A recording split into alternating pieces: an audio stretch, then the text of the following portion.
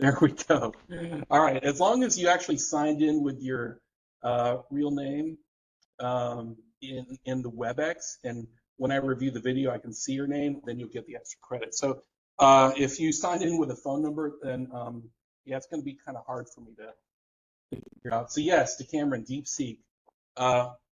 DeepSeek basically is go back to our agenda here. DeepSeek is an AI developed in China. But what made their AI significantly newsworthy is that unlike OpenAI, which has tens, hundreds of millions of dollars invested by Microsoft and Apple and Google and NVIDIA, allegedly, China's development of DeepSeek AI only cost about $5 million. So they were basically alleging, and again, it's still an apples to oranges comparison until they can prove otherwise. They are alleging that they can make AI just as good or even better than the AI produced in the United States, which the United States has been a leader since the beginning of AI. But they could produce it just as well for a fraction of the cost using older model chips that NVIDIA made. One of the reasons why NVIDIA's stock has gone up so much in the last couple of years is that there's been a demand for their chips, that there's been a demand for the latest Blackwell chips. And NVIDIA's quarterly earnings come out next month, and so we'll be able to see if they are selling a lot of those Blackwell chips, or if maybe companies are changing their mind and maybe not ordering with this news of DeepSeek.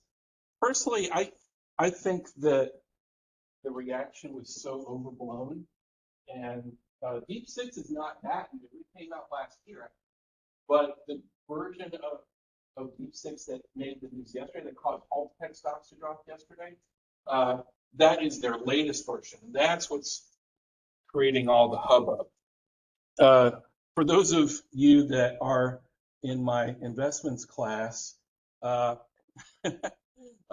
we do in the investments class that I teach, we do as a group project a $1 million portfolio that I have them manage and buy, and so and I play with them just for fun, and I give extra credit if whoever the winning team is. Although they do not have to beat me, they just need to beat their other classmates. But yesterday I was actually kind of happy because at least relative to the game, with all the stocks going down, all the stocks I wanted to buy for the game were cheaper yesterday, so I was able to get them pretty cheap.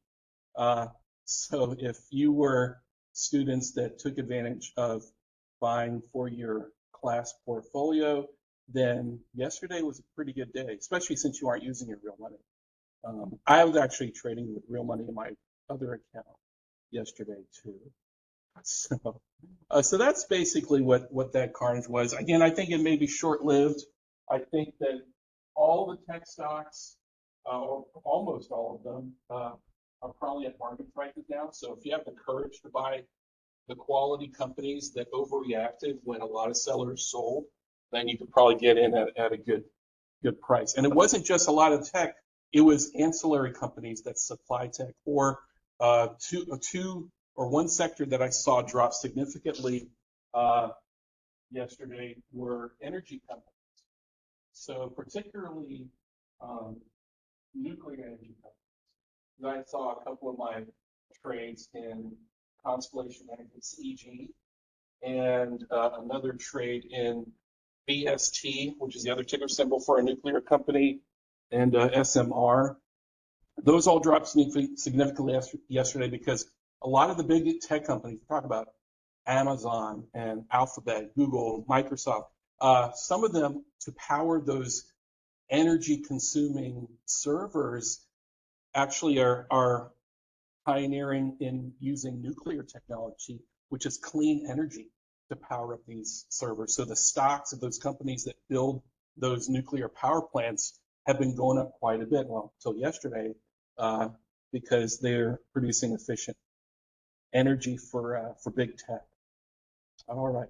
Now, and as we all know, for those that have been in the club meetings before, we are a student-driven company, or club, and all of the topics that we talk about in the club are student-driven. So they're all your suggestions. So of course, I always sometimes put in suggestions too if we don't have enough. But all the topics we have this month are actually it came from last month. So we usually just like to take about 5 minutes and ask if we have any suggestions for February's meeting. And I type here in my little notebook a reminder to myself of what students want to talk about. So are there any ideas, anything related to investing in anything that you wanted to know about or wanted to talk about? Because the three that suggestions from last month or previous months that I thought would be good to kick off the new year, a Roth versus a 401k. That was a great suggestion. How to invest in commodities and selling put options is probably one of my bread and butter. So, but I actually have some illustrations using my real account when we talk about that one. And that should bring us to the hour. Yeah. One I'm kind of interested in is the housing market as of like now, like with everything, how like politics going and Like interest rates and all that. like what's the housing market doing? What is the housing market doing now? Great idea. Let me write that one down. Let's see. Housing market. What is the latest? I have a particular personal interest in that because my house has been on the market for a little bit. I took it off the market for Christmas, but then I'm going to put it back on the market. No one's buying it. So I'm going to put it back on the market and send feedback in a few weeks. But as one of my former officers knows, I'm actually moving. So I'm planning to move this summer overseas. That's why I'm going the house. All right. So yeah, housing market. What is the latest? Yeah. So you know, like rent prices, is it getting better? Is it getting worse? Like I think it's marginally getting better, just because the new supply of apartments being built, the new supply of new construction of new houses being built are finally coming online, and it's starting to actually affect both rental prices and buying prices. But again, only market. And it depends on the area of the country. So if more people are moving to a particular state, prices are still not going to really budge. We live in one of those states. Florida, Texas are two of the biggest ones for real estate market kind of holding up. As a seller, I'm kind of hoping that's staying the same. Malik, multi-leg option strategies for bullish positions. Brilliant. Actually, without going to both puts and calls, and really puts as the application, that's actually our third topic today. But I'm still going to put that as a suggestion because I like that one. And there are more than one. There's several, especially when I talk about that in the investments class. Multi-leg option strategies if you are bullish. So multi-leg bullish option strategies. Yeah, I love that one. I might actually like to do that one for next month too. So great. I like that one. Any other suggestions for next month? But again, any topic. And I've had students suggest buying art, so that's you can invest in that. You have one? I'm going to explain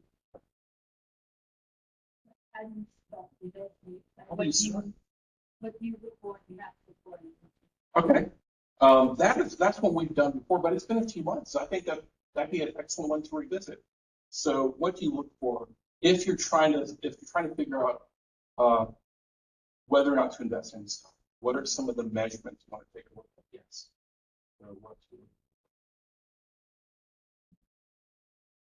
Yeah, so that's actually probably one of the most popular ones we've covered before. But since most of our attendees are beginners, I think that's a great one. Forex versus options. That's kind of funny because I trade options, but I haven't trained myself enough to be comfortable with Forex. But that's great. So I love that. I love that one too. Let me do Forex versus. Actually, I'm sorry. I'm still training myself for futures, but I do options. But Forex versus options isn't a contrast we haven't done yet. The Forex versus options. Yes, I like that one. Other AI stocks that might be comparable with video. Yeah. As a matter of fact, I actually have so AI stocks besides NVIDIA. I actually like that one because I actually have a separate watch list. I call it an AI watch list of all companies I consider that are related to AI. And I can draw from that one pretty easily. So those are great. So we've got a good list for next month. Space stocks, yeah, I think space stocks are bullish. DeCameron online basically says space stocks are bullish. I think if we're talking about, yeah, I think pure space. Now, the ones that actually have space contracts, probably like Northrop Grumman, Boeing.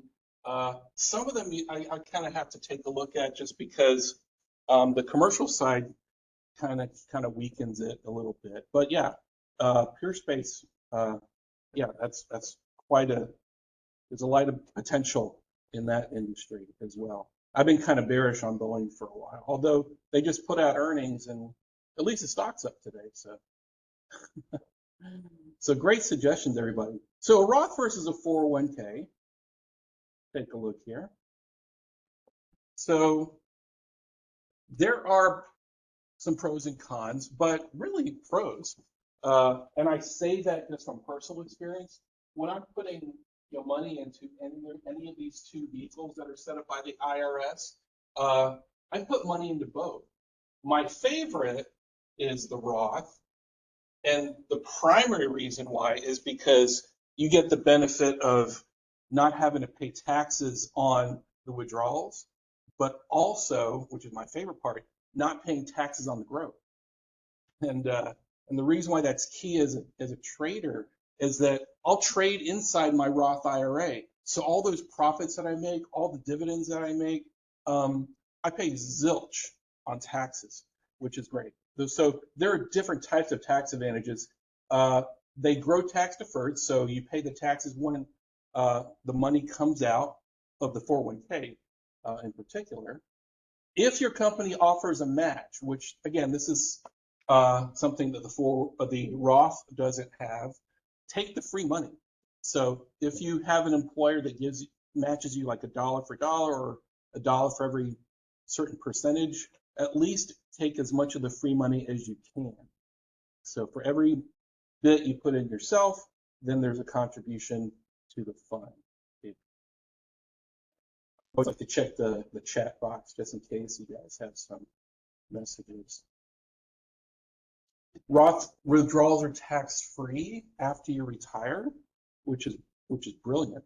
And another safety net that I guess I'll call it a safety net in there is if you need the cash, taking out of the 401k, you're going to pay a penalty. You have to pay for taxes, and there's a penalty if you're not 59 on the cap. But with a Roth, the money that you deposit, if you need to access it, again, this is up to the point of your contribution only, not the profits. You could take that out tax-free, which is kind of nice. The 401k withdrawals are taxed at your ordinary income tax rate when you do take it out. The limits, the 401k does have an advantage. So this is the only thing I don't like about the Roth is the limits.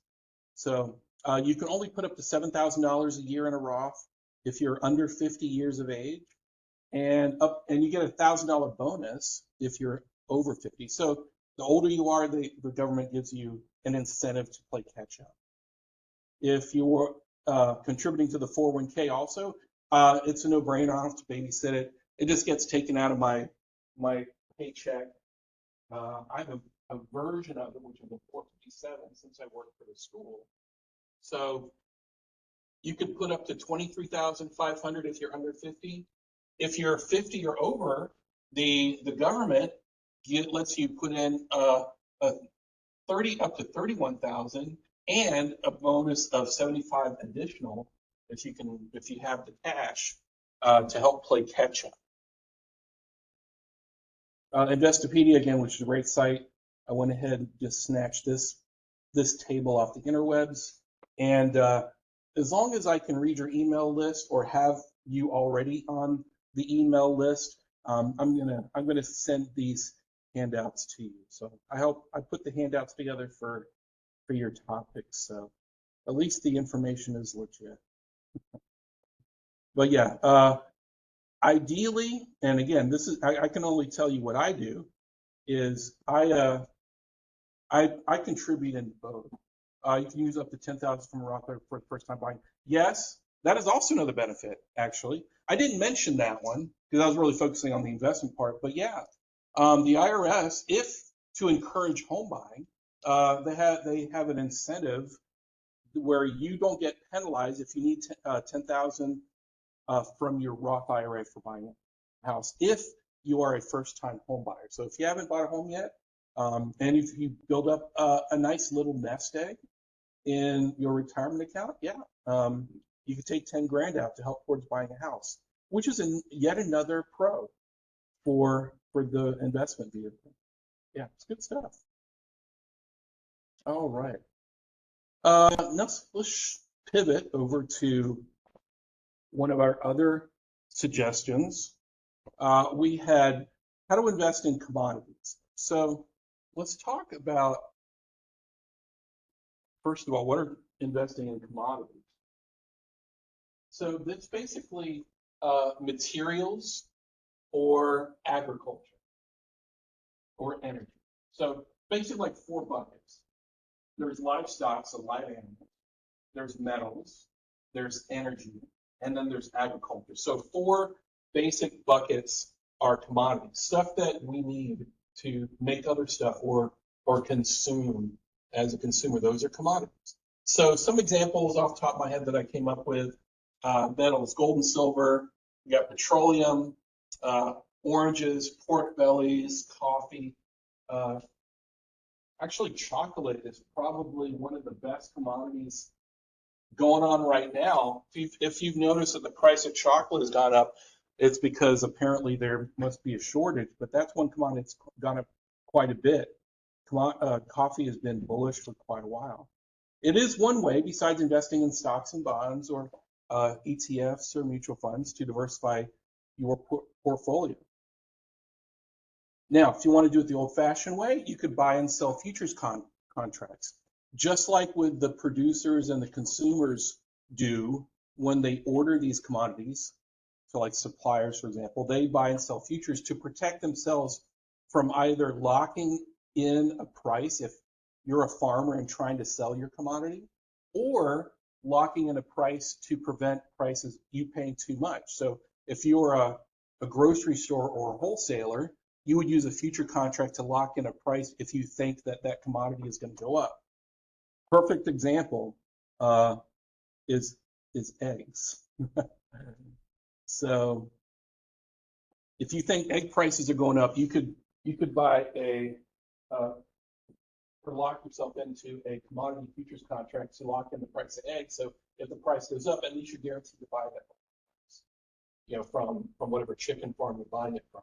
Now, for most people, and including myself, you're not really going to use real futures contracts to buy and sell commodities because they're highly leveraged, meaning that they're using a lot of borrowed money and they're volatile. So meaning that while you can make pretty big profits, you can also take on pretty big losses if you are wrong in guessing the price of commodity industry. An easier way to invest in commodities is to buy the stocks of the companies that make them, or produce them, or manage them. So, what about companies that produce or refine petroleum? What about companies that make or transport goods or the petroleum? Like there's tanker company stocks you could buy. If you want to get into metals, what about the companies that mine the metals out of the ground? So there's mining companies. Yeah. On the north side, near the zoo, BP have the petroleum. Yeah, they do. For as long as I can remember, because they have the big barrels there. My dad used to work at the paper company up there, and every time we'd come pick them up, we'd always drive by the huge tanks up on the north side in Jacksonville. Yeah. What about stocks of companies that make produce for groceries? There's Tyson Chicken. There's Headlands Best. Or Cal-Maine Foods. I always remember the ticker symbol for the egg producer. Cal-Maine is CALM, CALM, Cal-Maine Foods. So pretty catchy. There's also ETFs. ETFs is probably what I buy a lot of every month, but there's ones that represent commodities. So the nice part is you aren't really ordering the assets themselves, but the ETF shares that you buy, they have futures contracts that track the performance of a particular commodity. Okay, just checking the chat box here. So again, these are not recommendations, but some examples that you could find out there, and there's a lot more. Google is your friend. If you want to invest in gold, there's a ETF for that, so GLD, and I've traded in that one before. Silver, SLV. I haven't really traded that one since that one doesn't move as much. Although metals have been doing pretty well yesterday. More of like a hedge for volatility, I guess. There's one called the U.S. Oil Fund, so petroleum, USO. There is a commodity index, which actually does a basket of different commodities called GSG. And this one that's pretty common. There's one there for energy commodities, so XLE, so the Energy Select. The company that does that particular ETF has ones for different sectors of the economy too, like XLF is the financial one, XLE is energy, for example.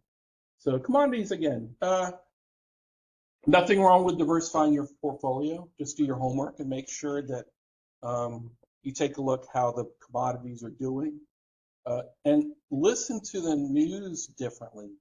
So I always listen to the news differently because it fluff or politics really doesn't interest me as much as does it give me an idea to make some money, then I'll listen a little bit more. So if you hear about a shortage of oranges, or like recently which is really sad, I think a farmer had to kill or euthanize like tens of thousands of their birds because of bird flu. So if they're killing a lot of chickens, then there's going to be an egg shortage. If there's going to be an egg shortage, then the egg price is going to go up yet again. So that is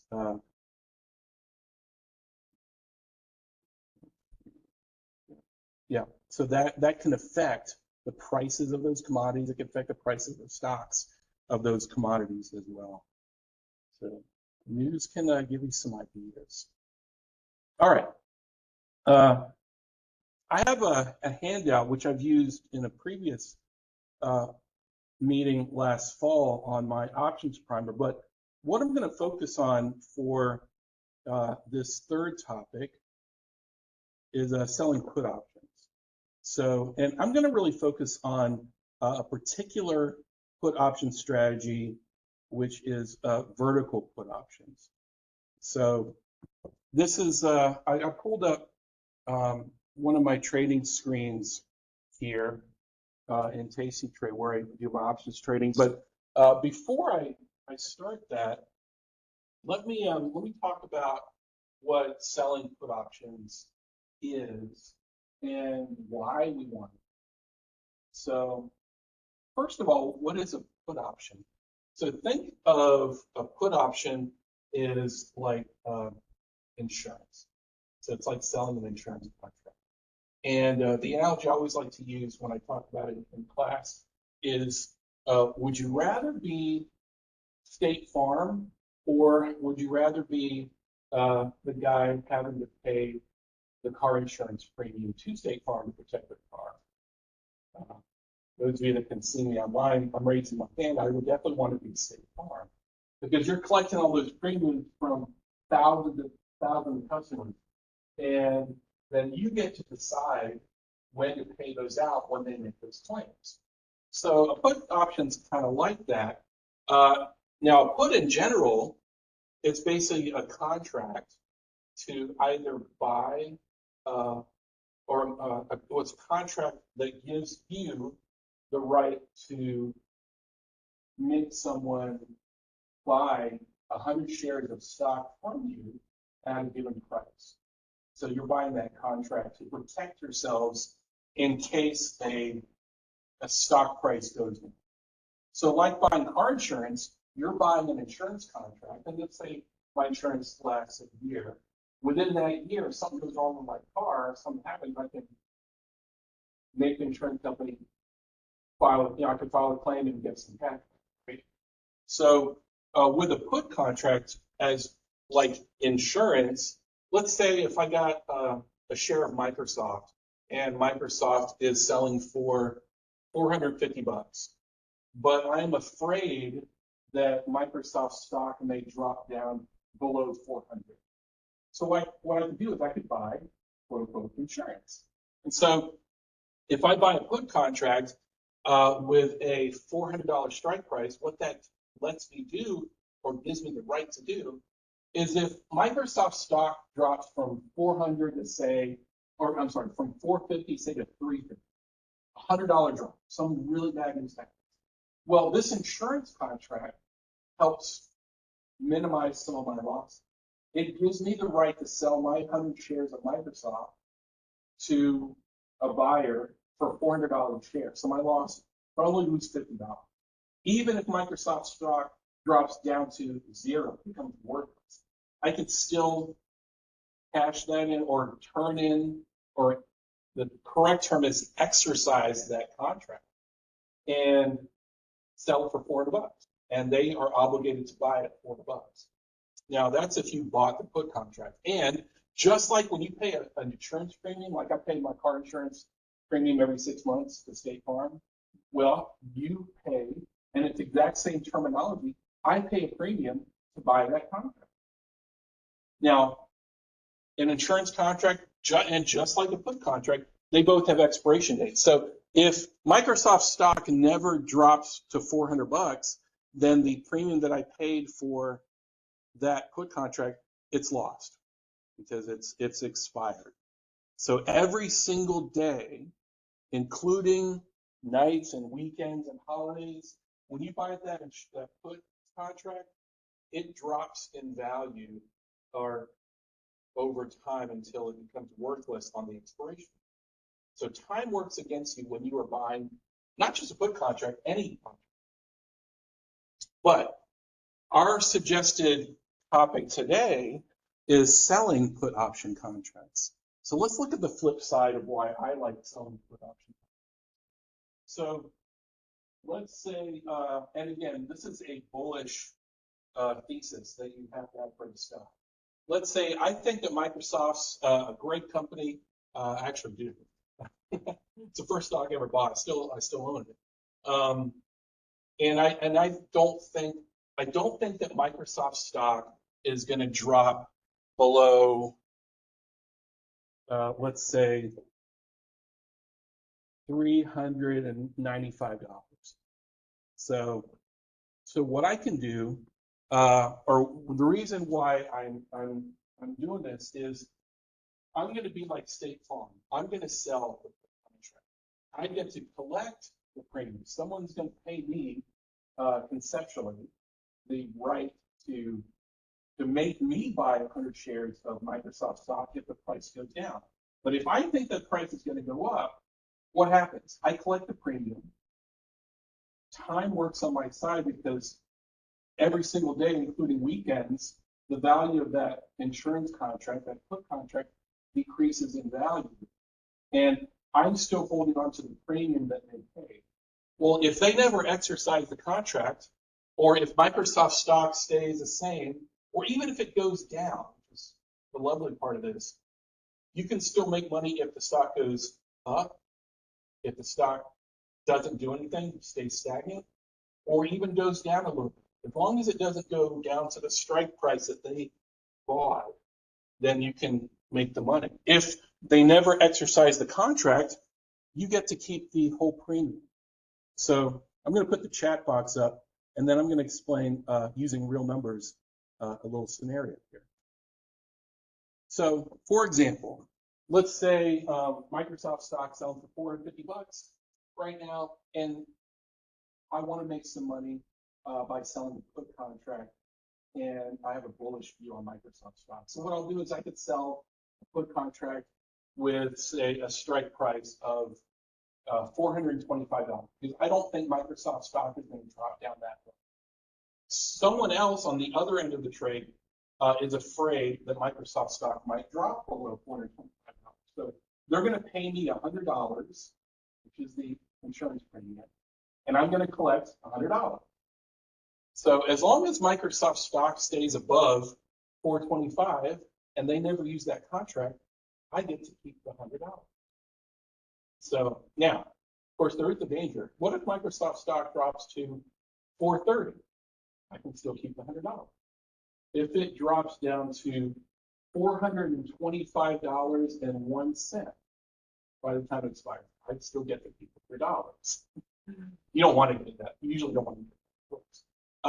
Realistically, what I do is I'll sell it for 100, but then over time, as time causes the value of that option to decay, I usually wait to buy it back at about half the value. So if I sell an option when there's 45 days left in the contract, and when there's 20 days left in the contract, let's say if I sold it for 100 and now it's worth 50 with only 20 days to go, I will buy it back and cancel the contract for 50 and then keep the other 50. And then wash, rinse, repeat. So using my trading platform, here's what it looks like. And I never sell the put by itself. And this is what's called a vertical put spread. So what I'm going to do, and again, I don't know what the number is going to look like, but let's just see what it looks like. So what I'm going to do is I'm going to, let's say, sell a put, and I'm going to buy a put. I'm going to explain why I'm going to buy one in a second. With 38 days left in the put contract or the insurance contract. And Microsoft is selling for $445, and it's up $11 a share today. Yay. Personally, that's a big deal. So what I'm going to do is, since I feel bullish about Microsoft, and I usually wouldn't do this when the stock is up. Usually when my rule, and I've learned through a lot of trial and error and paying tuition, I call paying tuition losing money. What I've learned is I usually wait for the stock to have a down day before I sell the premium. And you know why? It's because if you're selling when people are scared and when they are, they see the stock going down, they pay you more. So I can collect more money if the stock is going down. I'm not going to collect as much if the stock is up because people aren't scared that the stock's going down when it's not going down. So they're not going to pay as much for the premium. But again, this is just for educational purposes. I think, let me take a look here, that Microsoft stock, see if it's 446 right now. Let's say if I'm bullish enough to where I don't think Microsoft stock is going to drop down to 420. So what I'm going to do here is I'm going to sell a put option contract with a $420 strike price expiring on March 7th, which is 38 days from now. And then I'm going to simultaneously buy a put option contract with a strike price of 415 expiring on the same day. The reason why I buy one, and the reason why this strategy is, I would say, better for a beginner investor, especially if they don't have that much money to trade with, is that the buying part of the put contract gives you the right to buy Microsoft stock at $415 a share. What that does is it protects you from the downside. So let's say something happens and Microsoft stock does drop past the 420. Well, the value of this contract starts going up, which hurts you because it's going to be more expensive for you to buy it back. But what that also does, it increases the value of this contract, which means that you could sell this to offset any losses from this one.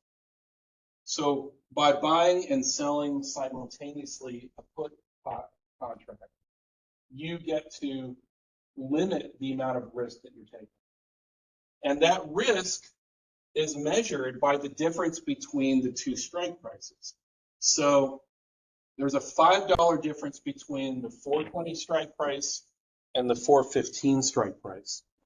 So as long as Microsoft stays above the 420, I'm good. I can keep the premium. In this particular case, the premium as of right now looks like it's 92 cents. But remember, an option contract gives you the right to control 100 shares. So just multiply that by 100. That's $92.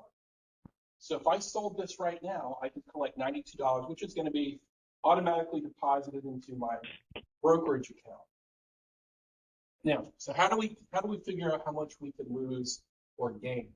If we hold this to expiration for the next 38 days, and Microsoft stock stays at least above $420.01, you get to keep the whole $92. Of course, what I do is I actually have it where I can automatically program it to where if the price of this contract dropped to $46, I'm going to buy it back for $46 and then keep it.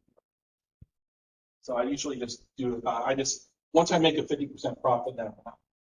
So I usually don't wait. And the reason why is because if you let it go to expiration, there's still a couple weeks where bad things can happen. So you want to be out of it before the uncertainty of the last 2 weeks happens. So usually the amount of decay happens the greatest between 45 and 0 days. So and this is actually thousands of data points research proven that that's the case. So I try to sell it as close to 45 days and buy it back to as close to about 21 days. It's kind of like the perfect window because you can hopefully make about half the premium. So how do you know how much you can potentially lose?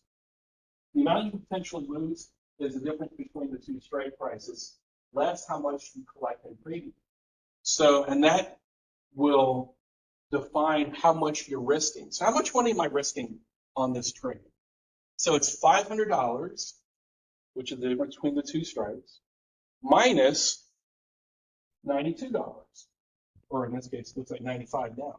So just for making the math easy on my head, let's just say I sold it for $100. So the most I can lose on the trade is $400. So I sold it for 500, or if I'm risking 500, because that's how much money the brokerage requires you to have in the account to execute the trade. So $500 minus the 100, so that means I'm risking at most 400. If the trade goes against me, let's say the stock drops to $414.99. So it's broken through both the strikes. The most I can lose is still $400. If Microsoft stock goes down to 0, the most I can lose is $400. So because I bought the put, which increases in value the more Microsoft stock goes down, that's what's going to cover your ass. What a lot of option traders make the mistake of, especially beginners with not a lot of capital, and I can see the attraction, is they'll sell the put contract for income by itself. What that does is it makes your losses unlimited. Matter of fact, you can potentially lose more than it falling to 0. Because again, these are leveraged types of transactions. So unless you got a lot of capital to lose, I don't recommend selling the put option by itself. There's a term for that, and it's called being naked. That's a naked option. So buy the put to put a cap on the amount of losses that you have when you're doing selling puts. And this is called a vertical short put option. The word short means you are selling. If you are buying an option, that means you are long an option. So vertical means I'm buying and selling a multi-leg option. Short means I am selling to collect the premium because I'd rather collect the money and decide when to give it back. And then the type of contract is what the put means. So a vertical short put, if you are beginning option trading, it is probably one of the two best ones that I like to use if I were a beginner. The other method would be a covered call. And that's if you buy 100 shares of stock and just generate income by selling a call against it. That's actually even easier because you're not really risking anything other than the 100 shares of stock, but you're going to sell it at a profit anyway. So that's basically. But let me go back to the chat, our chat friends. See if there's anything there. I know this is a ton of information to blow your mind, but any questions on this on the put selling strategy? Again, this is if you have a bullish view on a stock. If you don't think the stock is going to go up much, or at all, this is not the strategy for you. There's other strategies for any direction. You can even be directionless in their strategy, which is why I love options so much, because you can make money if the stock goes up, down, or doesn't do anything.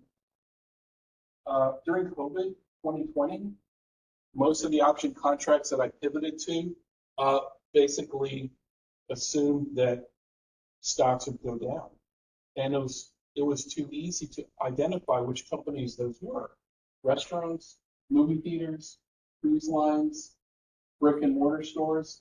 COVID wouldn't allow them to operate. So all of them could not make money at all, and so all those stocks were going down. And so I basically just sold call option contracts on those, and I could make any losses that I had at the beginning of COVID, make all those back. So that and inverse ETFs, which is a whole different story. But yeah, it's interesting. Oh, the nice part that I like about this strategy is the quickness. So you're putting your capital at risk for only a certain amount of days, rather than just kind of waiting over a period of months or years to get, the return. Now, of course, you got to pay taxes and all of these, but that's different. And not a fan of paying taxes, but I guess if I'm paying taxes, that means I must have made some money. So that's the consolation. Although I usually wait till like the last week before taxes are due because I dread it knowing that I have to pay some taxes. I have no incentive to do my taxes early, so that's why I dread it. Yes. But also if you're a trader, it's kind of a pain in the butt because your tax returns are a little more complex. Tyrone. Oh, thank you for the kind words. Thanks for stopping by, Hunter.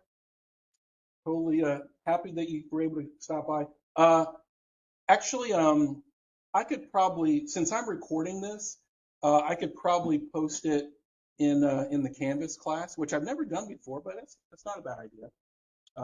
Last month, I think or December's meeting, I forgot to record it, but yeah, I could totally do this. If you have a preferred email, I always email the handouts to all the club members. So if you want to send me your preferred email, I can email you I could put you on the club member list, and then that way you get all the handouts in. So as long as I could read the email list on the sign-in sheet, you'll get the handouts for these, as well as the other educational handouts. All right. So that is options put selling. Again, that's one of my two main ways that I'm generating. Well, it's actually my main way of generating active income. I'm trying to transition a lot more to passive income now, taking the profits and putting it into high yield ETFs. So that way I don't even have to trade to make money each week. Any other issues that you want to talk about before we head out? And those of you online, thanks for coming. Those of you here, thanks. Hopefully we get to see you at the next meeting next month. So I'm under contract here till summer, so I will be at least sponsoring the club meetings through May, and then a new finance professor that I just hired, which is kind of weird to say. Oh, thanks, Bridget. Which is kind of weird to say since I always think I've never been here that long, but it's been over 10 years now. So, yeah, she's supposed to be taking over the club and help her transition. So, do you like how you go for dividend diversification? Yes. I guess yes is the short answer to Cameron. I have dividend growth stocks, which I've owned the longest. So we're talking about the Alphabet, the Apple, Microsoft. Those are my basically, and hopefully Amazon pays a dividend, but they don't. Those are my three biggest growth stocks. Oh, Tyrone, great. I'm glad you typed that in the comments. I will add your email to the list, and that way you can get the handouts. But I let those prices of those run, and then they pay me quarterly. But what I do is I take the dividends from those and my high yield ETFs, and I reinvest all those back into the shares 100%.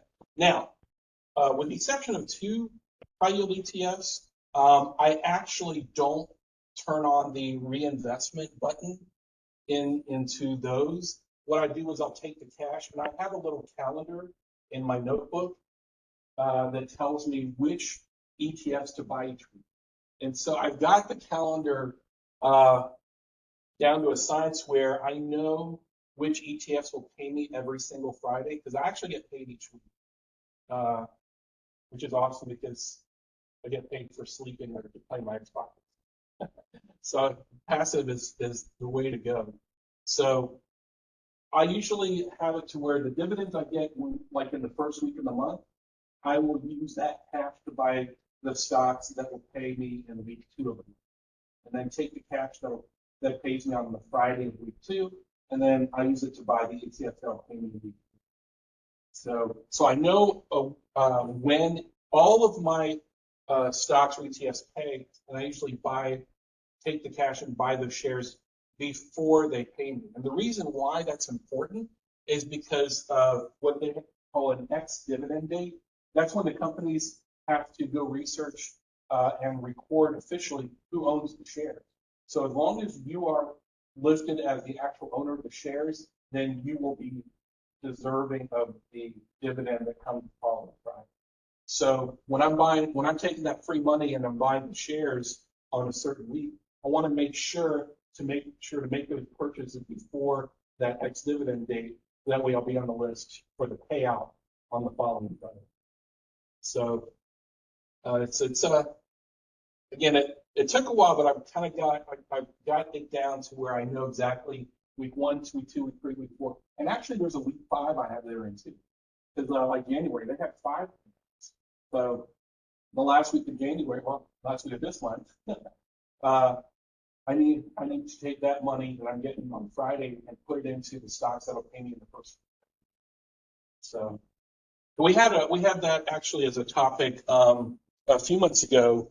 What are some of the ETFs that I bought? So that's a pretty good one. All right. Yeah, great question. Any other questions out there? All right, great. Thanks to Cameron. Awesome. Glad you came. Glad everyone came. Glad you guys came. And hopefully I will see some and all of you or more next month. And then we got a meeting over at Deerwood tonight with the same information. All right. And thank you. I have your emails recorded here in the chat box. So when I review the recording to give you guys extra credit, I'll be able to add your emails to the club email list. So that way you guys can get all the handouts. Awesome. Well, you guys have a fantastic day. And again, feel free to text me anytime. All right. Thanks, everybody. And I will sign off. See you, Bridget.